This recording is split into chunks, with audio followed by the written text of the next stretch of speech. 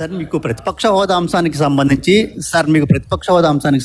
పవన్ కళ్యాణ్ గారు ఒక కామెంట్ చేశారు. వైఎస్ఆర్ కాంగ్రెస్ పార్టీకి వచ్చినటువంటి ఓట్ల శాతాన్ని, సీట్ల శాతాన్ని బట్టి చూస్తే జర్మనీలో అయితేనే వస్తుంది, ఇక్కడ రాదు, ఇక్కడ 5 ఏళ్ళు రావడం కష్టం అని ఒక విమర్శ చేశారు సార్. ఆ మనిషి కార్పొరేటర్కి ఎక్కువ, ఎమ్మెల్యేకి తక్కువ. జీవితకాలంలో ఇప్పుడు ఎమ్మెల్యే ఒకసారి అయినాడయ్యా. గౌరవ ఉప ముఖ్యమంత్రి గారిని కించపరిచే విధంగా ఆయన మాట్లాడారు. ఆయన మాజీ ముఖ్యమంత్రి జగన్మోహన్ రెడ్డి గారు ఒకసారి ఆలోచించారు. మొన్న ఎన్నికల్లో ఆయనకు వచ్చిన మెజారిటీ ఎంత, గౌరవ ఉప ముఖ్యమంత్రి గారికి వచ్చిన మెజారిటీ ఎంత?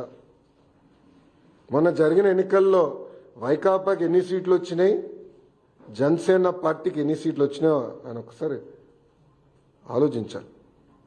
అంతేగాని నోరుంది కనుక ఇప్పుడు కూడా నేను అనుకుందే రైటు, అధికారంలో ఉన్న వాళ్ళని నేను కించపరిచే విధంగా మాట్లాడతాను, ఎగతాళి చేస్తా ఉంటాం, నిజంగానే చాలా చాలా బాధాకరం.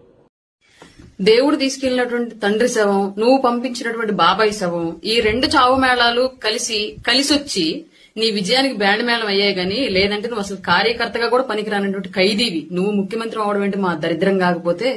ప్రజలు 11 సీట్లు ఇచ్చి నువ్వు చేసిన పాలన చాలే బాబు, ఇంకా ప్రతిపక్ష హోదా కూడా అక్కర్లేదు, విపక్షంగా వెళ్లి కూర్చొని అసెంబ్లీకి పంపిస్తే, అసెంబ్లీకి వెళ్లి కూర్చొని 11 నిమిషాలు కూడా ఉండలేక పవన్ కళ్యాణ్ గారిని చూసి ఉలిపిరిగాడు బయటకు.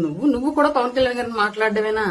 11 సంవత్సరాల పాటు అధికారం అంటే ఏంటో తెలియకపోయినప్పటికీ కూడా పోరాడి నీ ప్రభుత్వానికి తొడగొట్టి నిలబెట్టుకుని పార్టీని ఇవాళ రాష్ట్ర ప్రభుత్వం యొక్క గెలుపుతో పాటు కేంద్ర ప్రభుత్వంలో కూడా ప్రాతినిధ్యం వహించినటువంటి వ్యక్తి పవన్ కళ్యాణ్ గారు. అట్లాంటి వ్యక్తిని నువ్వు మాట్లాడడం చండాలంగా. ఇక రాజకీయాలకు పనికిరావు గానీ సర్దుకో, సల్లగా కేసుల వ్యవహారం తేల్చుకొని హాస్టల్ సెటిల్మెంట్లు చూసుకో. ఇంకా చెల్లి తల్లి కూడా ఉమ్మెత్తేస్తున్నారు. ఇక నీకెందుకు? ఇంతకుముందు ఆంధ్రప్రదేశ్ రాజకీయాల్లో కేఏ పాల్ గారు ప్రెస్ మీట్ పెడితే జోక్ ఏముండిద్దని చెప్పి చూసేవాళ్ళు. ఇవాళ ఆయన చూడట్లా, ఆయన మరిపించి జోకర్ పోయి ట్రోలర్ నువ్వు అయ్యావు ఆంధ్రప్రదేశ్ లో. నువ్వు ప్రెస్ మీట్ పెడితేనే మేమర్స్ వచ్చేస్తున్నారు ఏం మాట్లాడా అని చెప్పేసి. అట్లాంటి సిచ్యువేషన్ అయిపోయింది నీది.